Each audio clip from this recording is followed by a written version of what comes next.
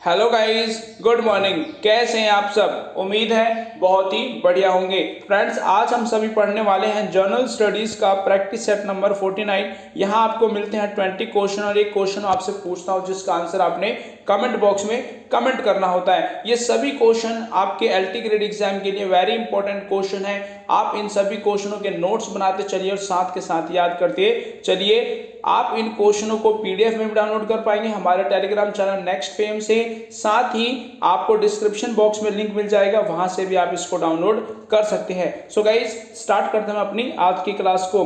First question है, गीत गोविंद किसके द्वारा लिखी गई है? राइट आंसर जयदेव ने लिखा है गीत गोविंद, और ये डायरेक्ट क्वेश्चन है, एग्जाम में कई बार पूछा जा चुका है। साथ ही नरसिंह मेहता ने क्या लिखा है? वैष्णो भजन तो तेने कहिए जो पीड़ पर आई जाने रे। यह किसने लिखा है? नरसिंह मेहता ने। यह भी आपके लिए वेरी इंपॉर्टेंट है। और रविन्द्रनाथ टैगोर ने क्या लिखा है? भारत का राष्ट्रगान जन गण मन किसने लिखा? रविन्द्रनाथ टैगोर ने। साथ ही बांग्लादेश का राष्ट्रगान अमर सोनार बांग्ला भी रविन्द्रनाथ टैगोर ने ही लिखा है। नेक्स्ट क्वेश्चन है, संगम काल में तमिल में महाभारत किसने लिखी है? राइट आंसर पेरुन देवनार ने तमिल में लिखा है महाभारत। और वही महाभारत से आपने याद रखना है कि महाभारत किसने लिखा है? वेद व्यास ने महाभारत लिखा है। और महाभारत को किस नाम से जाना जाता है? महाभारत को दूसरा नाम है जय संहिता। यह भी आपके लिए इंपॉर्टेंट है। और महाभारत का युद्ध कितने दिन में खत्म हो गया था? तो 18 दिन में युद्ध खत्म हो गया था महाभारत का। यह भी आपके लिए इंपॉर्टेंट क्वेश्चन है। नेक्स्ट क्वेश्चन है, दिल्ली के किस सुल्तान ने कृषि विकास के मंत्रालय की स्थापना की थी? राइट आंसर मोहम्मद तुगलक ने कृषि विकास के मंत्रालय की स्थापना की थी। और मोहम्मद बिन तुगलक किस डायनेस्टी का था? तो यह तुगलक डायनेस्टी का था। और तुगलक डायनेस्टी की स्थापना किसने की थी? गयासुद्दीन तुगलक ने। वहीं आपको मोहम्मद बिन तुगलक से याद रखना है कि मोहम्मद बिन तुगलक को वाइस फूल के नाम से भी जाना जाता था। और मोहम्मद बिन तुगलक के दरबार में ही कौन आया था? इब्न बतूता आया था। इब्न बतूता कहां से आया था? मोरक्को से आया था। यह भी आपके लिए इंपॉर्टेंट है। नेक्स्ट क्वेश्चन है, विजयनगर के किस सम्राट ने तेलुगु और संस्कृत साहित्य में सर्वाधिक योगदान दिया था? राइट आंसर कृष्णदेवराय ने तेलुगु और संस्कृत साहित्य में सर्वाधिक योगदान दिया था। कृष्णदेवराय किस डायनेस्टी के थे? तो यह तुल्लव डायनेस्टी के थे। यह भी इंपॉर्टेंट है। साथ ही इनके दरबार को अष्ट दिग्गज के नाम से भी जाना जाता है। नेक्स्ट क्वेश्चन है, तारीख ए मुबारक शाही का लेखक याहिया सरहिंदी निम्नलिखित में से किसके शासन काल में था? राइट आंसर सैयद डायनेस्टी के शासन काल में था। और सैयद डायनेस्टी की स्थापना किसने की? खिज़्र खान ने की थी। और सैयद डायनेस्टी का कौन सा शासक था जिसके समय तारीख ए मुबारक शाही लिखी गई? तो वह था मुबारक शाह। यह भी आपके लिए इंपॉर्टेंट है। नेक्स्ट क्वेश्चन है, निम्नलिखित में से कौन सा एक पादप हार्मोन है? राइट आंसर क्या है इसका? साइटोकाइनिन एक प्लांट हार्मोन है। वही इंसुलिन, थायरोक्सिन और एस्ट्रोजन ह्यूमन बीइंग्स में पाए जाते हैं। यह भी आपने याद रखना होगा। नेक्स्ट क्वेश्चन है, कावेरी नदी की कुल लंबाई कितनी है? राइट आंसर 805 किलोमीटर लंबी है कावेरी नदी। और कावेरी नदी किस राज्य से निकलती है? तो यह कर्नाटका से निकलती है। और किन दो राज्यों में बहती है? कर्नाटक और तमिलनाडु में कावेरी नदी बहती है। यह भी आपके लिए इंपॉर्टेंट है। भारत की सबसे लंबी नदी कौन सी है? गंगा नदी भारत की सबसे लंबी नदी है। यह भी याद रखेंगे आप। नेक्स्ट क्वेश्चन है, भारतीय मानक समय रेखा मध्य प्रदेश के किस जिले से होकर गुजरती है? राइट आंसर भोपाल से होकर गुजरती है भारतीय मानक समय रेखा। यह वेरी इंपॉर्टेंट है आपके लिए। और भारतीय मानक समय रेखा कितने डिग्री देशांतर से ली गई है? तो 82.5 डिग्री देशांतर से ली गई है। और किस राज्य से लिया गया है? उत्तर प्रदेश के इलाहाबाद नैनी से यह लिया गया है। वहीं आपको यह याद रखना है कि यह ग्रीनविच समय से कितने घंटे आगे है? तो यह 5.5 घंटे आगे है अंतरराष्ट्रीय मानक समय से। वहीं एक क्वेश्चन और आपने याद रखना है कि 82.5 डिग्री देशांतर भारत के किन किन राज्यों से होकर गुजरती है? तो यह 5 राज्यों से गुजरती है। और वो 5 राज्य कौन से है? उत्तर प्रदेश, मध्य प्रदेश, छत्तीसगढ़, उड़ीसा और आंध्र प्रदेश, ये पांचों राज्य आपने याद रखना है। नेक्स्ट क्वेश्चन है, कर्क रेखा किस राज्य से होकर गुजरती है? राइट आंसर क्या होगा इसका? झारखंड से होकर गुजरती है कर्क रेखा। वही कर्क रेखा 23.5 डिग्री उत्तरी अक्षांश को बोला जाता है, यह भी आपके लिए इंपॉर्टेंट है। साथ ही कर्क रेखा भारत के बीचों बीच काटती है और कर्क रेखा 8 राज्यों से होकर गुजरती है। इसकी एक ट्रिक है, उस ट्रिक को आपने याद रखना है, और वो ट्रिक क्या है? मित्र पर गमछा झाड़।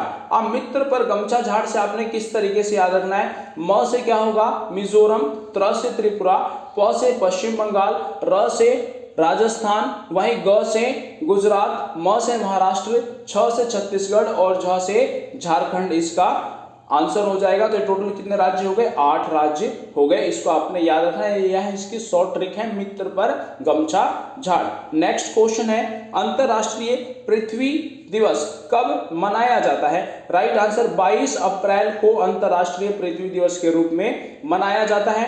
फर्स्ट टाइम इसको कब सेलिब्रेट किया गया? 1970 में, यह भी आपने याद रखना है। और इसका उद्देश्य क्या है? पर्यावरण का संरक्षण करना। नेक्स्ट क्वेश्चन है, किसको अंतरराष्ट्रीय हरित क्रांति का जनक माना जाता है?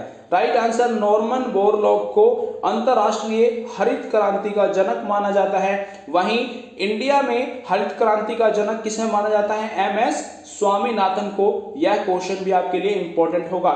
इंडिया और वर्ल्ड में आपको डिफरेंशिएट करना आना चाहिए, और उस वक्त आपने ये ध्यान रखना है कि वर्ल्ड लेवल पे नॉर्मन बोरलॉग और इंडियन लेवल पे MS स्वामीनाथन। नेक्स्ट क्वेश्चन है, स्पेक्ट्रम में कौन सा रंग सर्वाधिक विचलित होगा जब वह प्रिज्म से गुजरेगा? यानी कि कौन सा ऐसा कलर है जो सबसे ज्यादा बैंड होता है? तो राइट आंसर क्या होगा इसका? वॉयलेट कलर सबसे ज्यादा बैंड होता है, यानी कि बैंगनी रंग। वहीं आपको यह याद रखना है कि बैंगनी जो रंग होता है वॉयलेट कलर, इसकी लेंथ होती है सबसे कम, इसकी लेंथ होती है, और रेड लाइट की लेंथ सबसे ज्यादा होती है। और वहीं रेड लाइट का जो रिफ्लेक्शन होता है, बेंडिंग होती है, यह सबसे कम होगी और बैंगनी की सबसे ज्यादा होती है। यह अपोजिट है दोनों एक दूसरे के, यह आपको याद रखना है। क्वेश्चन है, पंचायती राज प्रणाली में श्रेणी संरचना क्या होती है? यानी कि कितने स्तर होते हैं पंचायती राज प्रणाली में? तो राइट आंसर क्या होगा इसका? 3 स्तर होते हैं पंचायती राज प्रणाली में, जिसमें पहला स्तर क्या होता है? ग्राम पंचायत, दूसरा क्या होता है? ब्लॉक समिति, और तीसरा होगा जिला परिषद। ये 3 स्तर होते हैं पंचायती राज के। और सबसे पहली बार पंचायती राज कहाँ लगाया गया था? राजस्थान के नागौर में। इसको भी आपने याद रखना है। नेक्स्ट क्वेश्चन है, लोकसभा चुनाव अधिसूचित करने का अधिकार किसे है? राइट आंसर चुनाव आयोग को यह अधिकार है। और चुनाव आयोग कॉन्स्टिट्यूशन में कौन से आर्टिकल में है? तो यह 324वें आर्टिकल में। और कौन सा पार्ट है? तो पार्ट है 15th। इसको भी आपने याद रखना है। प्रेजेंट टाइम पर चीफ इलेक्शन कमिश्नर कौन है? तो वह सुशील चंद्रा। और 2 अदर इलेक्शन कमिश्नर कौन है? तो राजीव कुमार और अनूप चंद्र पांडे। इसे भी आपने याद रखना है। नेक्स्ट क्वेश्चन है, निम्नलिखित में से कौन सा एक विटामिन है? राइट आंसर फोलिक एसिड क्या है? एक विटामिन है, और फोलिक एसिड को B9 के नाम से भी जाना जाता है। नेक्स्ट क्वेश्चन है, ग्रह कक्षा नियमों की खोज किसने की थी? राइट आंसर क्या होगा इसका? केपलर ने ग्रह कक्षा नियमों की खोज की थी। इसको आपने याद रखना होगा। नेक्स्ट क्वेश्चन है, ताशकंद समझौते से कौन संबंधित है? Right answer Lal Bahadur Shastri. और ताशकंद समझौता कब हुआ था? 1966 में। यह आपके लिए वेरी इंपॉर्टेंट है। और यह किसके किसके बीच हुआ था? लाल बहादुर शास्त्री और मोहम्मद अयूब खान के बीच हुआ था, जो कि पाकिस्तान के प्राइम मिनिस्टर थे। और वहीं इस समझौते को किसने करवाया था? राइट आंसर सोवियत संघ प्रतिनिधि एलेक्सी कोसिजिन ने इस समझौते को करवाया था। यह भी आपके लिए इंपॉर्टेंट होगा, एलेक्सी कोसिजिन। इसको आपने याद रखना है। और ताशकंद में ही मृत्यु हो जाती है किसकी? लाल बहादुर शास्त्री की। नेक्स्ट क्वेश्चन है, साइमन कमीशन की नियुक्ति निम्नलिखित में से किसके कार्यकारण पर विचार करने के लिए की गई थी? Right answer government of India act 1919, इसको आपने याद रखना है। नेक्स्ट क्वेश्चन है, इनकलाब जिंदाबाद का नारा किसने दिया था? राइट आंसर क्या होगा? विनोबा भावे, मंगल पांडे, सुभाष चंद्र बोस, भगत सिंह। कमेंट बॉक्स में आपने कमेंट करना है। नेक्स्ट क्वेश्चन है, समुद्रगुप्त के विजयों का उल्लेख किसमें मिलता है? राइट आंसर इलाहाबाद अभिलेख में समुद्रगुप्त के विजयों का उल्लेख मिलता है और इसको लिखवाया किसने था? हरिसेन ने इसको लिखवाया था। वहीं आपको समुद्रगुप्त से याद रखना है, समुद्रगुप्त किस डायनेस्टी का था? तो यह गुप्त डायनेस्टी का था और गुप्त डायनेस्टी की स्थापना श्रीगुप्त ने की थी। समुद्रगुप्त को भारत के नेपोलियन के नाम से भी जाना जाता है। सो गाइज, ये थे आज के सभी जनरल स्टडीज 49 के वेरी इंपॉर्टेंट क्वेश्चन। आप इन सभी क्वेश्चनों को याद कर लेंगे क्योंकि यह सभी क्वेश्चन एलटी ग्रेड एग्जाम के लिए वेरी इंपॉर्टेंट क्वेश्चन है। So guys, share and subscribe next fame. Thank you very much.